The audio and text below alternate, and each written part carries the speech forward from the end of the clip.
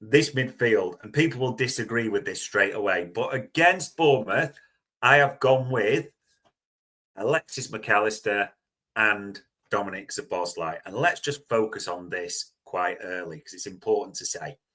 Dominic Szoboszlai, all pre-season, has pretty much been the 8. We saw him switch to that 8 role, didn't we? From Brighton, realistically, was the real time last season, the last few games, but he's been 8 all pre-season.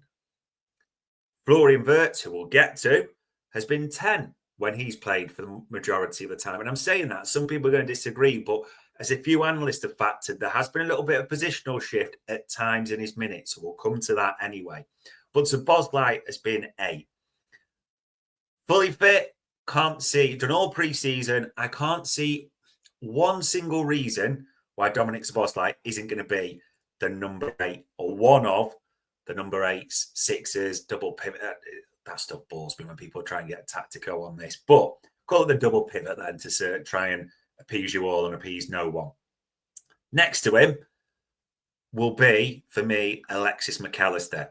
Now, Mac has been nursing an injury, hasn't he, pretty much all pre-season? And we've seen him back on the pitch before Yokohama. Yeah, it was Milan, wasn't it? Yeah, we've seen him give some minutes against Yokohama, which is great.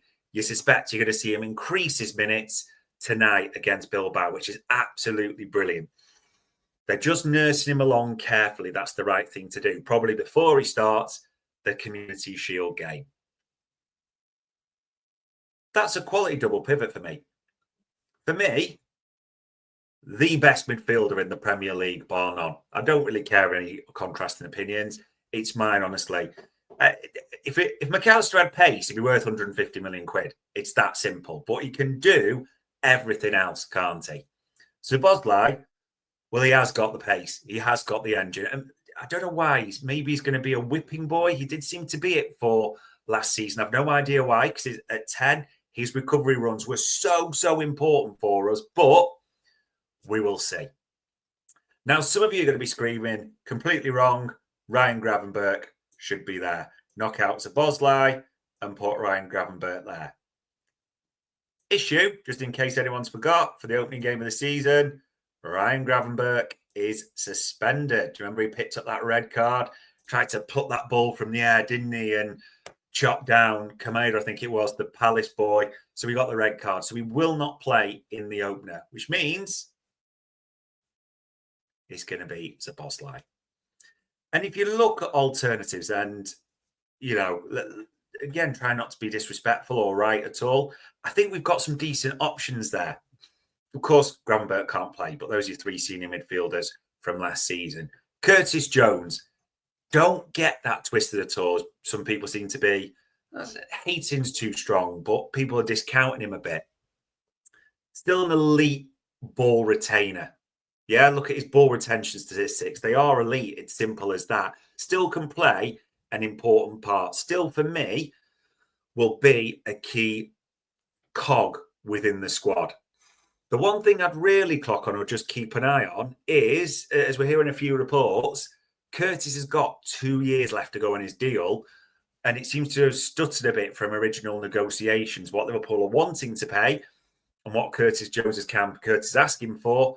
There's still a discrepancy there. To be fair to Curtis Jones, he's homegrown. He's in the England squad. He will probably go to the World Cup. He's in a great position to ask for the wage increase he's asking for.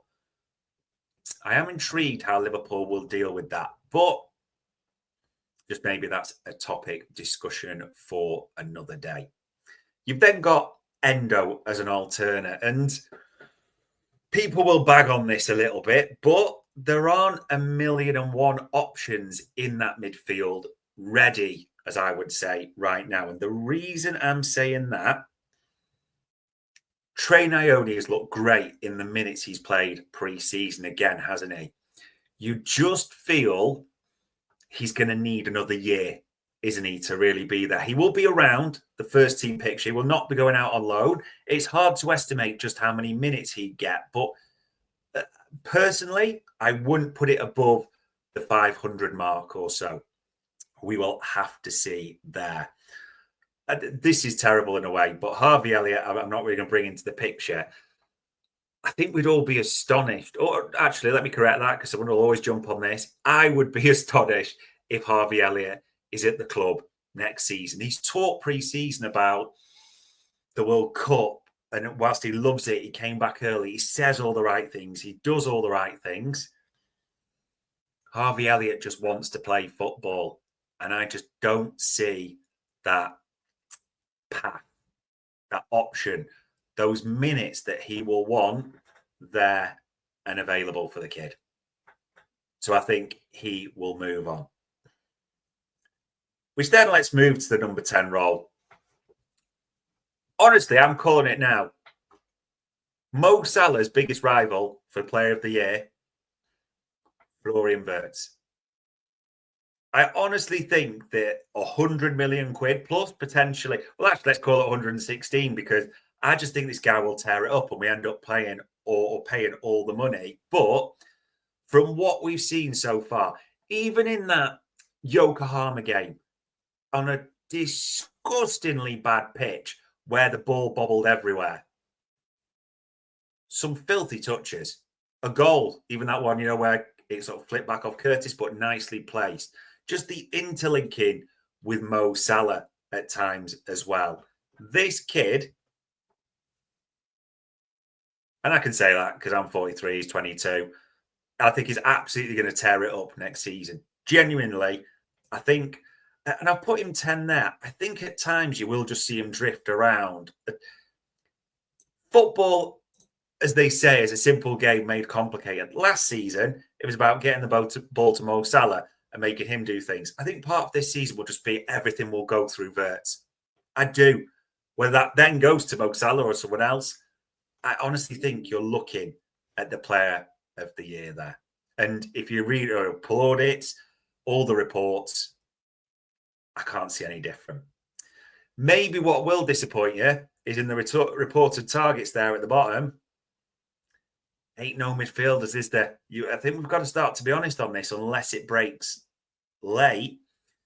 There is no Adam Wharton picture. There is no Carlos Baleba as someone for the 6 option. And I get all those things, but I think this is it. I think you're looking at senior options being the same 4 of Macas Zaboslai, Grav, and Curtis Jones. I think you've now got Florian Wirtz as the 10. I think you'll see Endo possibly as that 6th man rotated. I think you might even see Train Ione on occasion. But based on what we're looking at, based on what we've heard, if you divvy up the midfield, listen, I'd love to be wrong. I would love Adam Wharton to come in. I would love one of those 2. It would be sensational. But considering how much we're spending or how much we're set to spend and all the different things, is it impossible? No. Is it likely? I just don't see it right now. So that, people, is what I think our midfield setup will be this campaign. We'd all like another. Of course we would. Do I think it's likely? No. We could only work on what we're talking about so far. Drop in the chat. It's all going too fast for me to really keep up with and certain things going on because I'm dragging around icons here, whether you agree, whether you disagree.